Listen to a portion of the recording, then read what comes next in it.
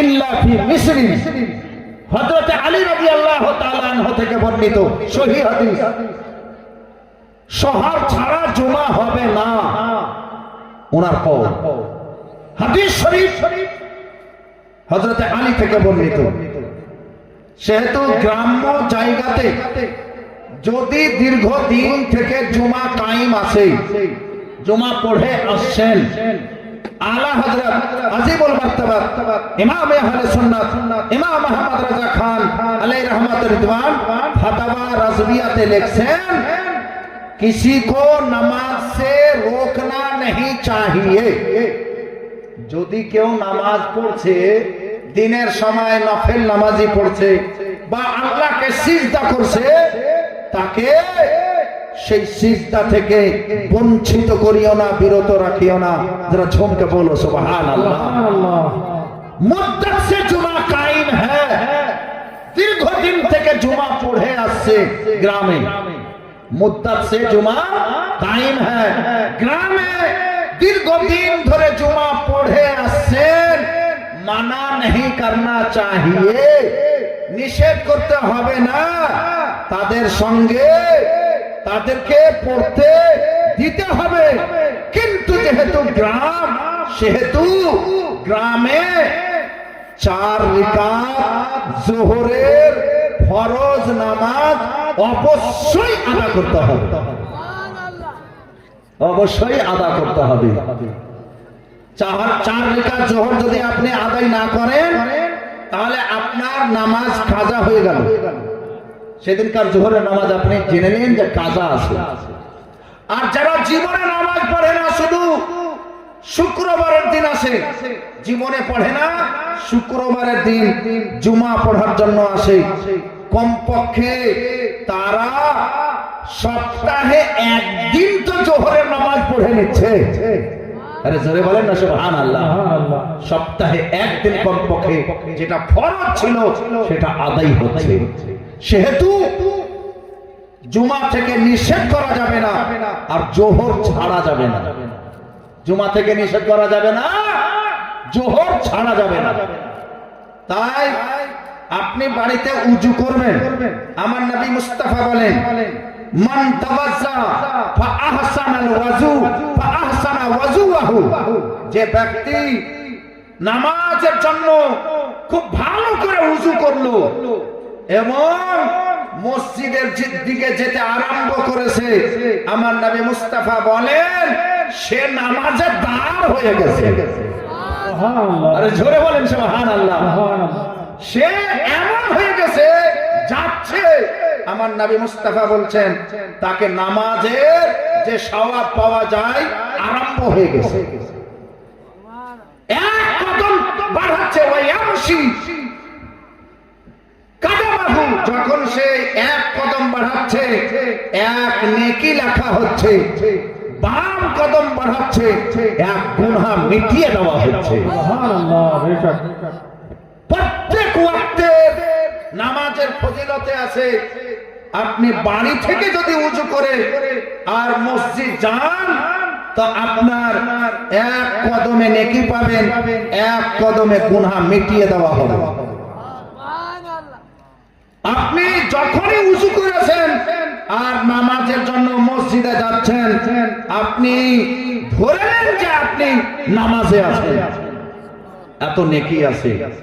তাই বাড়িতে উযু করে গেলে বেশি সওয়াব পাওয়া যাবে। আমার নবী সাল্লাল্লাহু তাআলা আলাইহি ওয়াসাল্লাম বলেন, মসজিদে আসার পরে পরে বসার আগে 2 রাকাত নামাজ পড়িও, সেই নামাজের নাম হলো তাহিয়াতুল ওযু। যারা ঝুমকে বলো সুবহানাল্লাহ। জামাত আরম্ভ হয়ে গেছে। জামাতের জন্য আমার নবী মুস্তাফা বলেন, কোরআনে আমি প্রথমে খুতবার পরে বলেছি, সূরা আল বাকারা আয়াত নম্বর 43, আকিমুস সালাত ওয়া আতুজ যাকাত ওয়ারকাউ মা'আর রাকিঈন। নামাজ শুধু পড়তে হবে না, নামাজকে জামাত সহ পড়তে হবে। তো জামাত ধরার চেষ্টাতে আসবে। যদি জামাত না পাওয়া যায়, তাহলে জামাতের স্বভাব পাওয়া যাবে। আরে জোরে বলেন সুবহানাল্লাহ। একজন সাহাবীকে আমার নবী মুস্তাফা দেখছেন জামাত ধরার কি রকম অভিলাষী ছিলেন, জামাত ধরার কি রকম চেষ্টা ছিল। যেমন ইমাম সাহেব রুকুতে গেছেন, খুব ছুটে আসলো, দূরে 3-4 কাতার দূরে আছে, ওদিকে কোনো লোক দাঁড়িয়ে নাই, মানে মসজিদের আগনাতে এসেছে আর ইমাম সাহেব রুকু চলে গেছে, ওখানেও তাহরিমা বেঁধে আর ওখানে রুকু চলে গেছে আর রুকুতে হাঁটছে, রুকুতেই হাঁটছে যেন আমার এই কাজটা না ছুটে যায়, রুকুতেই হাঁটছে। নবী সাল্লাল্লাহু আলাইহি ওয়াসাল্লাম নামাজ শেষে বলছেন, তোমার রুকু করা দেখে আমি খুব বিস্মিত, আমি খুব অচম্ভিত, আমি তাজ্জব করছি যে তোমার নামাজের জামাত পাওয়ার লালস কত। যারা ঝুমকে বলো সুবহানাল্লাহ। তোমার এই হির্স, তোমার এই লালস, তোমার এই আগ্রহ আমাকে সত্যি বলতে বিস্মিত করেছে, তাজ্জবে ফেলেছে। আমি খুব সন্তুষ্ট হয়েছি তোমার উপরে, কিন্তু তোমার এই রিকাতটা গুনতিতে ধরা হবে না, তোমার এই রিকাতটা বাদ যাবে। তোমাকে রিকাত ধরতে হলে কাতারেই এসে দাঁড় হতে হবে, রিকাত ধরতে হলে কাতারে এসে দাঁড় হতে হবে। আকা মুস্তাফা সাল্লাল্লাহু তাআলা আলাইহি ওয়াসাল্লাম বলেন, তুমি তার আগেই যে রুকু করে আর রুকুতেই হাঁটছো, তো আমি খুব, আমাকে ভালো লেগেছে তোমার এই ফেল, এই কর্ম, কিন্তু এই রকম করলে তোমার নামাজ হবে না, তোমার ওই রিকাতটা বাদ চলে যাবে, পরে রিকাতগুলো গুনতিতে হবে। আমার আকা মুস্তাফা যেমনই বললেন, এই সাহাবী বিশ্বাস করে নিলেন।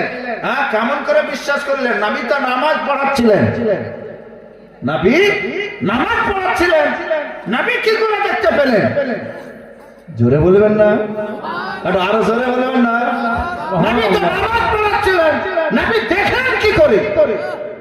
আমার নবী মুস্তাফা বলেন, শোনো ও আমার উম্মতেরা, আকিমুস সুফুফ ফাইন্নী আরাকুম মিন ওয়ারায়ে জাহরি।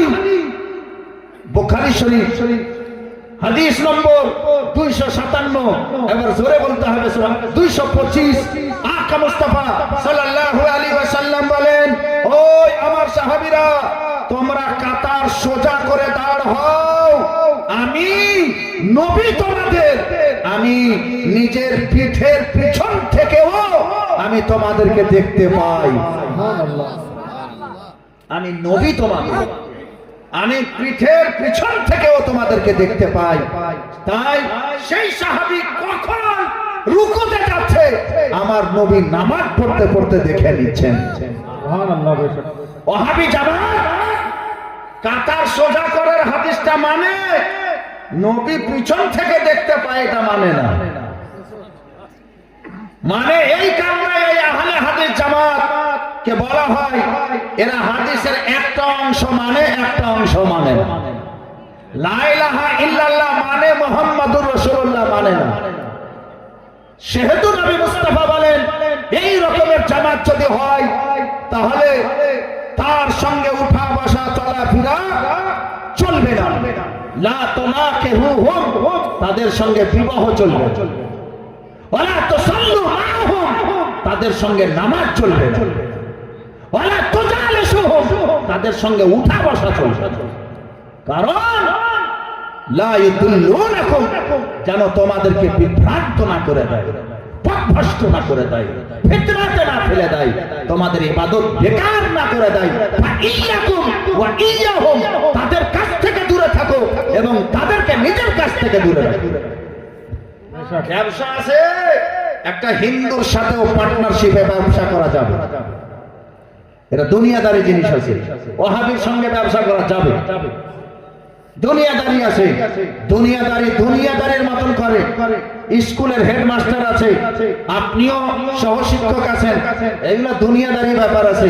কিন্তু দিনদারি করতে হলে দিনদারির মতো করেই দিনদারি করতে হবে।